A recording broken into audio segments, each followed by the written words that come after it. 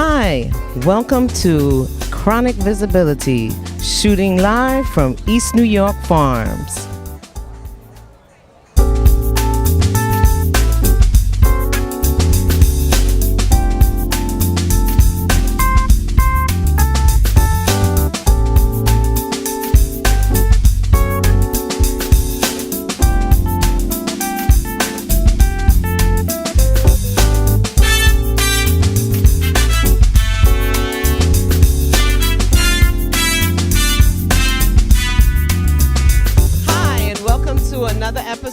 Of Chronic Visibility, where we celebrate the survivor. And today we are celebrating with a wonderful woman that I've met a few years ago, who is here at East New York Farms with her booth selling her sweets, LoveJoy sweets, Miss Joy Hibbert. Hi. Welcome to the show. Thank you for having me. Thank you very much. So Joy is a lupus survivor, and she's going to talk with us about her journey and diagnosis, some of the things that she's gone through, and how she's managing to live a full life with lupus and manage her business with lupus. So, hi. Hi, Joanna. Hi. So, tell us a little bit about how you found out you got your diagnosis and what lupus is, if you don't mind educating our audience about that. So, lupus is actually an autoimmune disease where your immune system, it's supposed to protect your body, but with lupus, it actually sees your organs as an enemy. And what it does, it attacks your organs. It usually tends to go for the kidneys first, and that's why most people with lupus, we have kidney disease. It's one of the first things we contract is kidney disease, and most people with lupus, a lot of people die from kidney failure because it attacks the kidneys and it wears them down, either on dialysis or, worse, which is you completely lose your kidneys, pass away. I got diagnosed in 2001. Since I was 3 years old, they always told my mom that I had asthma. So I was treated from asthma from the age of 3 on up until one day, it was in the summertime, 2001, I kept going back and forth to the hospital. Back and forth, they kept giving me treatments for asthma. Right. In the same day, I must have went like 4 or 5 times. Wow. Yeah, one doctor, after the last treatment, she told me to stop, no more treatments, and she asked if I would be okay with taking a test. They put me on oxygen because I just could not breathe and catch my breath. She put me on oxygen. She asked if I would be willing to take a test for her, which is an ANA. So what they do is they give you a test for everything. I mean, they test you for AIDS, everything you can think of, A to Z. And the last test they give you is an ANA. After that, she asked if I would go and get x-rays. They found 6 blood clots in my lungs. Wow. Yeah, one person can die from one. Right, exactly. And I had 6. And then all my tests came back positive, negative, but my ANA came back positive. And that's when she told me I had lupus. Okay. Of course I cried because, of course, you don't know what lupus is. Right. And they started giving me blood thinners at the same time, to get rid of those blood clots. Right. To thin my blood so those blood clots can just, go where they need to go burst. And that's how I found out in 2001. So basically your journey is similar to mine in that you went years and years like with being misdiagnosed and mistreated for something, and then someone finally right. Well, with lupus, sorry to cut you off. Lupus actually will show itself in the majority of people when there's a tragedy. And I started having these weird issues right after my mom died in 1999, and I just went into this phase where I just didn't get out of bed for like a year. Right. And then the moment I got out of bed in 2000,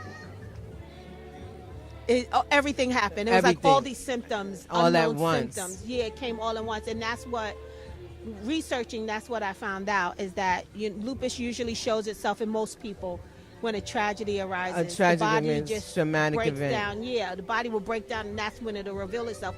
But in reality, I've always had it. It just, Right. It was just dormant. It being needed dormant. something to bring it out, and that's what it was. The death of my parent. Yeah, right. That's interesting because I had a similar experience where I was feeling weird for a few years, but not really knowing what was going on. And my father died, and then things kind of went haywire for me as well.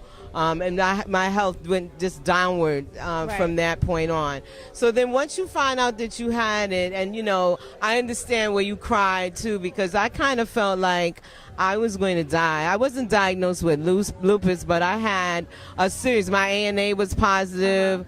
I can't remember the name of the other test. The test, your INR. Those were all very high and positive for me, and they diagnosed me with undifferentiated connective tissue disease at first. And my diagnosis has been evolving. Then it's Sjogren's syndrome. Then it's been fibromyalgia. It's been kind of like changing. So many things with the autoimmune conditions. But let me ask you this. So once you find that out and you snap out of it, because it's a kind of a, when you find out, you're really kind of, you don't know what to do. Right. What was your first step? What did you do next? I'm a 24-hour crier. So when something happens, right. I give myself 24 hours. I cry. And then it's kind of like, all right, now I got to figure it out. Right. So the first thing I did, my sister is a respiratory therapist. So the first thing I did was call her, and she's like, okay, you do your research on mine, and I'll do my research. Right. On you do your research on your, and I'll do it on mine. Right. And I just started researching lupus, finding out exactly what it was. When I first got diagnosed with it, I had all these medications. They just fill you up with medications, and it's kind of like you're a guinea pig. Right. So they try to see what works. Right. I knew I had to take the medication simply because when you have lupus, one of the biggest things that we have is flares. Right. So our whole body locks. Like we get something called lobster hands, where your hands can go like right, this. Right. Your fingers will turn up. Your legs, your my ankles goodness. will literally turn. My foot from my ankle actually turned up on me. And right. you would think that the bone would break. It's something about the nerve. It just goes haywire, and then all of a sudden, your fingers will lock and everything. I've had my jaw lock on me. Wow. So many things. I was paralyzed for like 72 hours because my body just shut down. From the entire body? From it, like just shut down. My jaw locked and everything, and I was on my couch for like literally 72 hours till my nephew came home. Oh my God. And found me there. It was crazy. I just kept praying and crying because I couldn't talk. Everything was just shut down, with my jaw being locked. I couldn't scream for anybody, and I couldn't move. Right. Because when you have a flare, which is really common for people with lupus, right, it feels my version of a flare. For me, it feels like someone is literally taking a hammer and cracking every bone in my body. So you can't really move because the pain is that bad. Like the thing they give most lupus patients, at least in my case, when you have a flare, is morphine. Right. That's like the strongest thing they can give us to stop that pain immediately because the pain is so intense. Right. So, going through all of that and researching, I realized that I couldn't get off my medicine, but I had to find an alternative because I'm not really a medicine kind of person. So I have an herbalist. So along with my herbalist, even though she doesn't like my medication, she counteracts. She counteracts it. She works with you. I do herbs. I'm like really heavy into my herbs, and all my herbal supplements, and then I still take my medication. The medication the herbs kind of counteract what the medication does. Right. Like in 2005, I had to do chemotherapy for like a year. So I did it for almost a year and a half, and I had not one symptom from chemotherapy. Nothing. Which the doctor was just baffled. Floored. But it's because my herbalist set me up with a full program. Wow. Of what to do after every chemo session. So you just, the side effects like hair loss and none of that. You had none of it. I was tired because, you get very worn out being someplace, sitting in a chair with a needle in your arm from 7 a.m. to basically 6 p.m. at night, It wears you out, but that's about it. I had not one symptom of it during. Wow, that's amazing. I'm experiencing symptoms now. Right. And my herbalist said that that's normal. The chemical does sometimes sit on organs and it will cause issues. But for me to have lupus, even my doctor tells me that I'm extremely healthy. I'm a big girl, but that's because I took prednisone for like so many years, which will definitely. I was always a big girl, right? But I'm a bigger girl, girl now. But you're beautiful, because of beautiful. the prednisone, because it does have a tendency to bloat us, right? And I only take it like when I absolutely have to. Do not take it anymore. I will do I will feel something happening and I'll take one. But for the most part, I just take turmeric. I take turmeric, basically. I love turmeric. That's it. I just take turmeric. I'm a big fan of turmeric. Right. I cook with it. I drink That's it. It is I an amazing, amazing herb. And I've adapted more to my herbs than to my medication, because medication is like super expensive. So I become more like my herbs. I've done more research with my herbalist, and we do like these herbal plans for myself, where I'm constantly drinking teas. I'm constantly drinking teas with like chai. Like I love chai tea, so I make my own chai teas, and she has me putting black pepper and things like that because it's really good for the bones. I live off of ginger. I live for ginger tea. I might have to go see your herbalist, so we'll she's have to. Awesome. Yeah. She's really, really, really. So good. now you're managing your symptoms. Tell us about LoveJoy Sweet Treats. So let me just tell the audience. So I had no idea that Joy was even going through this lupus issue. All I know, we met through Project Enterprise.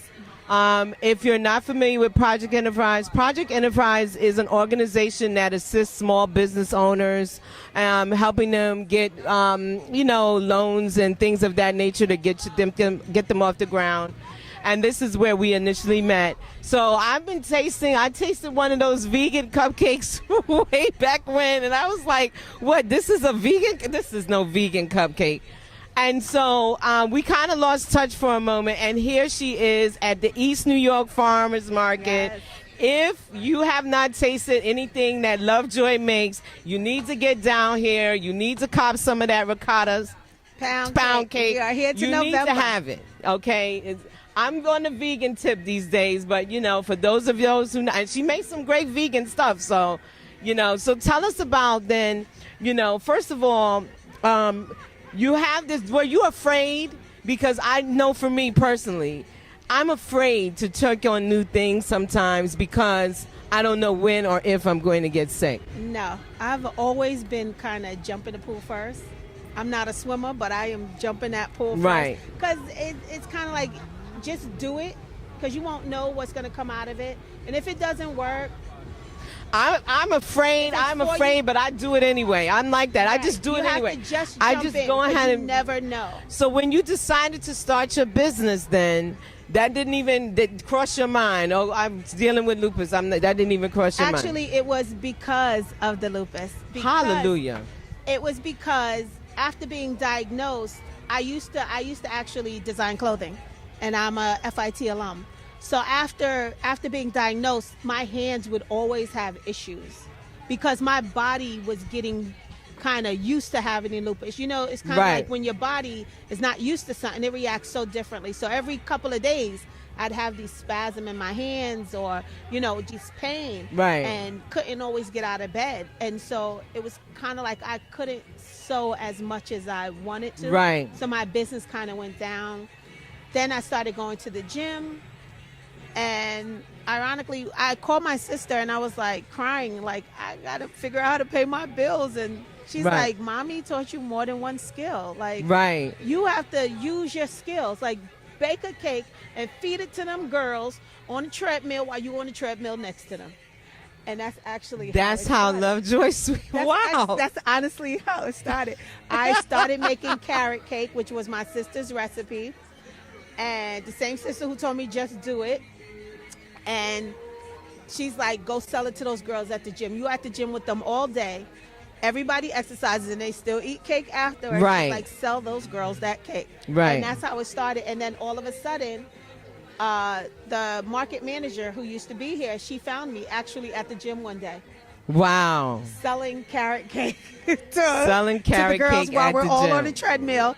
It's like, you got that carrot cake today, Joy? Yeah, I got that carrot cake. We all walking on the treadmill. Yeah, I got that carrot Right. cake. It's in my locker. So Right. Right. and That's how the business it got was started. Born. That Right. was like the first time where I realized I'm gonna do this. Like Right. this is, I like this. Right. Like I like this, and I'm gonna do this as a business. Right. And how's it been? How's it going? It's good. You know, for any business owner, for any entrepreneur, it's up and down. You have your good seasons, you have your bad seasons. You know, those bad seasons are when the tax man comes in. Right. You know, those bad seasons are when the tax man comes in. You know, but all in all, the thing about me is, when I'm only gonna do what I love. My Right. mother always told me, if you can't wake up and be happy to go to work, there's no reason to do it. Like, I adore what I do. I love what I do. And so for me, it's good and bad in the sense of, Right. you know, you want to make more money as a business. You Right. want a brick and mortar as a business. Right. You want those things. But I enjoy what I do and I'm happy with it. Right. And it's getting better. Right. It does get better as long as you stick with it. Right. And you have to love it Right. in order for it to get better. Right. Because the more you love it, the more you're The going to do. more you'll do it and the more you'll put into it. Exactly. That's right. I think those are some great words to close with, right? So why don't you tell everybody where they can find you, where they can find your treats, your website. Go ahead, tell the people so about it. you can actually find me every Saturday up until November. I believe we are here till the third week in November at East New York Farmers Market. We are near 613 New Lots Avenue. You can catch me online. I am on Facebook. I am on Instagram. And my email is lovejoysweets@gmail.com. Or my website is lovejoysweettreats.com. And again, my email is lovejoysweets@gmail.com. And my website is lovejoysweettreats.com.